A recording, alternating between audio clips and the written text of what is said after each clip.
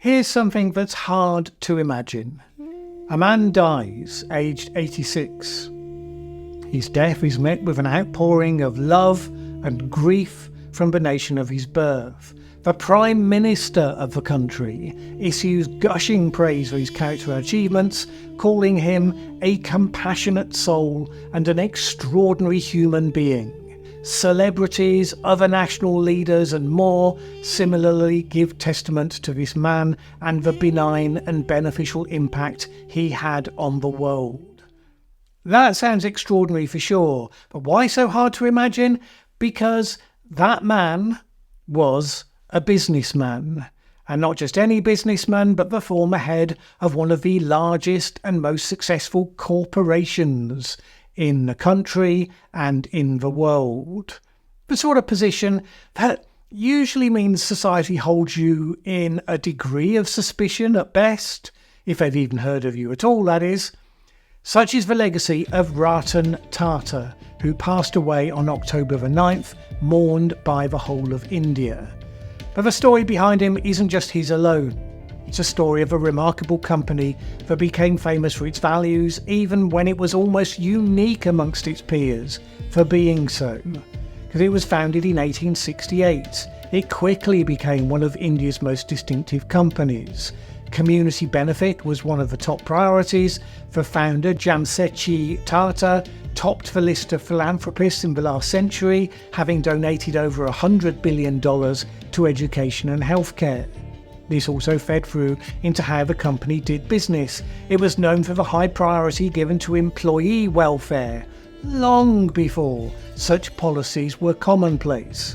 And during times when bribery was endemic in Indian business life, the company had a fixed policy to never give or receive bribes.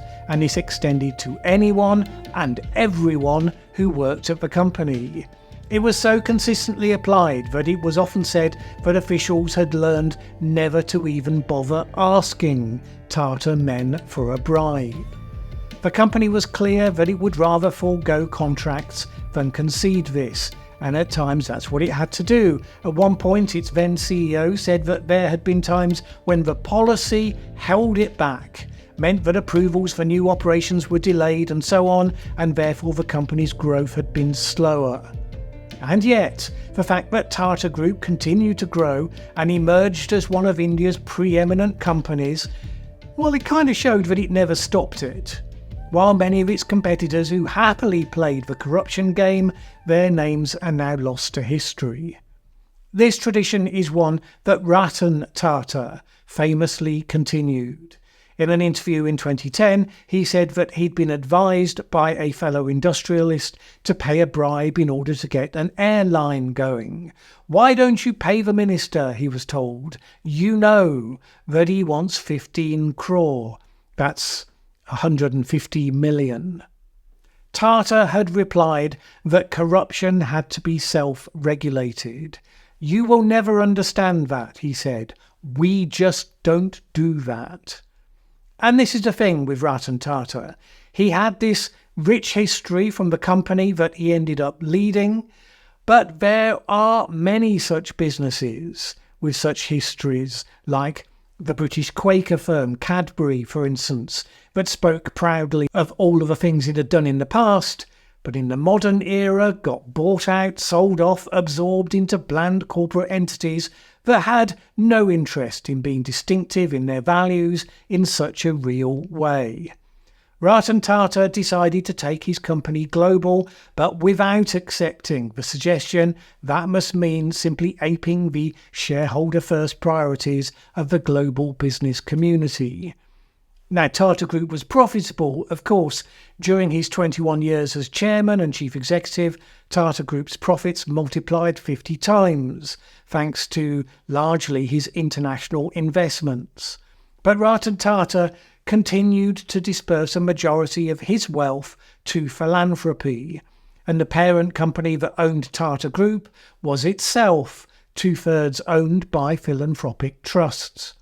And this was distinguished by how the company responded to crises. When a major terrorist attack targeted Tata's Taj Mahal Palace Hotel in 2008, Ratan Tata ensured that all the affected employees and guests were provided with medical care and financial compensation. When COVID-19 disrupted the world, Tata Steel announced it would continue paying salaries and medical benefits to the families of the employees who died from the virus up until the deceased worker would have turned 60 years old.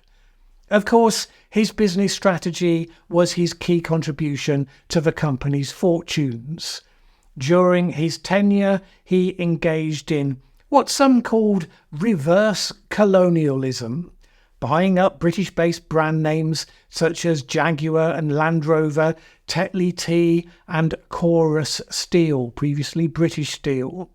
He also famously launched in 2008 the Tata Nano, which was heralded as the world's cheapest car, aimed at the Indian citizens who at that point were riding on old second-hand polluting vehicles and motorcycles.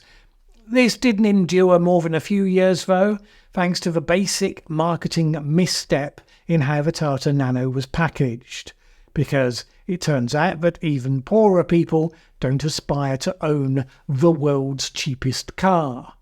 But such missteps were not ultimately that important in the scheme of things. Notwithstanding some controversy over the succession of the company as Ratan Tata initially stepped down, his legacy was one of outstanding success and representing the best of what you might call socially beneficial capitalism. Ratan Tata had supported education, health and agricultural projects for poorer Indians.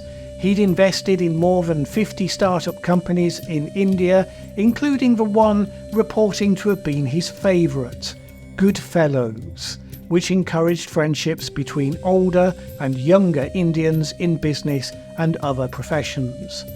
When asked in 2014 about his potential legacy, he said this: "I would like to be remembered as somebody who had never hurt others and done work to the best interest of business." Judging from some of the powerful tributes offered on the news of his recent passing, I'd say he achieved that and a great deal more besides.